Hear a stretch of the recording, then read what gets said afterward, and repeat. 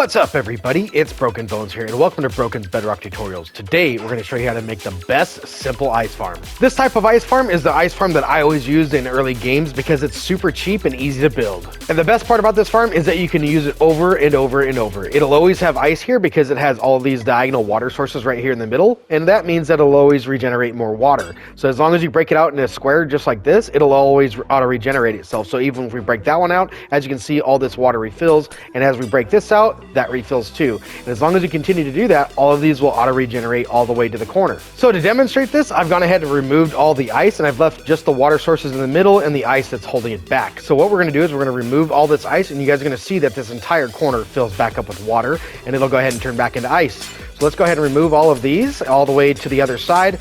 And as we do that, you're seeing that the water is regenerating itself. It's turning into infinite water sources.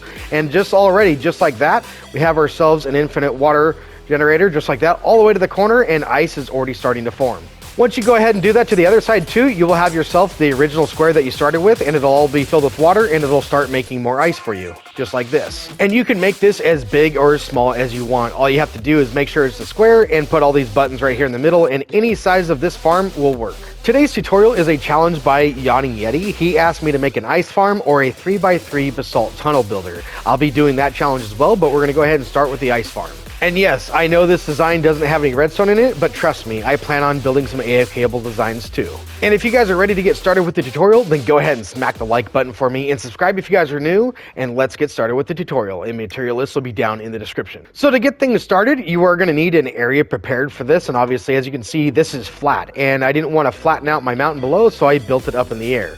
So if you guys want to build it down in the ground, you just need to prepare a flat area for this, and it could be the ground. You don't have to have these bottom blocks like I have down here. That can be the ground down below, and all you'll need is a border around the edge. This can also be made out of the ground, so you don't necessarily need blocks right here, but that is part of the material list. We are going to be adding blocks because I'm going to be building mine in the air. So if you want to build yours in the air, then go ahead and start out with one block, pillar up as high as you want. Then once you get there, go ahead and build yourself a diagonal line of blocks just like this. And actually you could just leave those in there if you wanted to. You don't have to delete those, but you do need to make sure that you have diagonal blocks here just like that.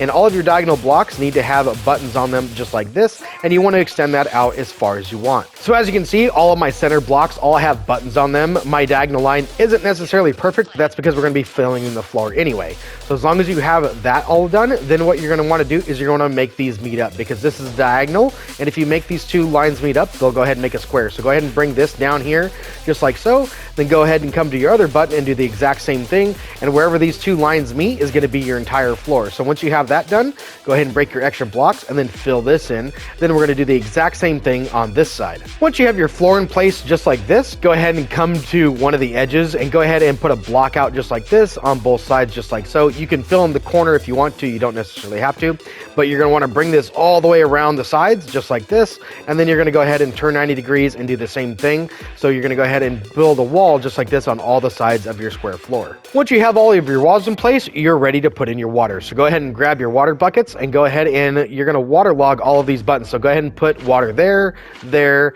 on top of all of these buttons and waterlog them all the way across. And when you get to the end, you should see that all of your water is now going to fill up just like this, and you should see that you already have some ice starting to form. And if you have water that's flowing just like this, you may have to break some of the ice to get it to flow again. So go ahead and break it, and as you can see, it's going to go ahead and flow all the way to the end. So as you can see, it hasn't even been a minute yet, and we're already starting to get some ice. And one of the cool things about Bedrock version is the fact that ice can form inside of water without an edge, and I believe on Java Edition it actually has to have an edge to form on, so it has to start on the outside, which is rather unfortunate. So Bedrock version actually creates ice a lot faster. But regardless of what version you play on, this farm works across the board. It works on pretty much every version. I've never heard of this farm not working, so if it doesn't, please let me know down in the comment section, but I'm pretty sure this is going to work for everyone that's watching this video. So and with that being said, I hope you guys enjoyed today's tutorial, and if you guys did, please smack the like button and subscribe if you guys are new. I'm Broken Bones, and I'll be seeing you guys in the next tutorial. Take it easy, everybody.